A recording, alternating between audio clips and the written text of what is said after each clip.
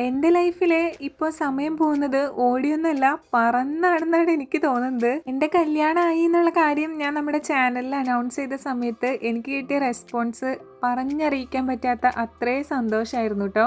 പിന്നെ കല്യാണത്തെക്കുറിച്ച് അറിയാൻ ഒരുപാട് പേർക്ക് താല്പര്യമുണ്ടെന്ന് എനിക്ക് മനസ്സിലായി. നമ്മുടെ കല്യാണത്തിന് ഇനി കുറച്ച് നാളും കൂടി ഉണ്ട്. ജാനുവരിയിലാണ് നമ്മുടെ കല്യാണം നടത്താൻ ഉദ്ദേശിക്കുന്നത്.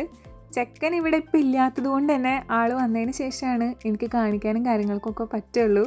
അതുവരെ ഞാനും നിങ്ങളും വെയിറ്റ് ചെയ്യേണ്ടി വരുമെന്നാണ് എനിക്ക് തോന്നണേ.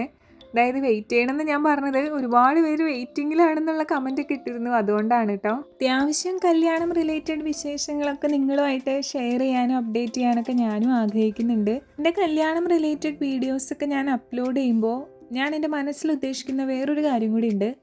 എൻ്റെ ഏജിലുള്ള അല്ലെങ്കിൽ ഇപ്പോൾ കല്യാണമൊക്കെ നടത്താനായിട്ട് ആഗ്രഹം, അല്ലെങ്കിൽ ഫ്യൂച്ചറിലാണെങ്കിൽ ആഗ്രഹമുള്ള കുട്ടികൾക്കൊക്കെ ഏതെങ്കിലും ഒരു കോണിൽ ഒരു ഇൻസ്പിറേഷൻ ആവാൻ ഞാൻ ആഗ്രഹിക്കുന്നുണ്ട് കേട്ടോ. കാരണം എൻ്റെ കല്യാണം എൻ്റെ ഉത്തരവാദിത്തമായിട്ടാണ് ഞാൻ ഏറ്റെടുത്തിരിക്കുന്നത്. എൻ്റെ സിബ്ലിങ്സ് നോക്കിക്കോളും, എൻ്റെ പാരൻസ് നോക്കിക്കോളും എന്നുള്ളൊരു കൺസെപ്റ്റ് അല്ല എനിക്ക്. കല്യാണമായിട്ട് ബന്ധപ്പെട്ട A to Z കാര്യങ്ങൾ എൻ്റെ തലയിലൂടെ തന്നെയാണ് പാസ് ചെയ്തുകൊണ്ടിരിക്കുന്നത്. കൂടുതൽ വിശേഷങ്ങളൊക്കെ നമുക്ക് വരും വീഡിയോസിലൊക്കെ പറയാം കേട്ടോ.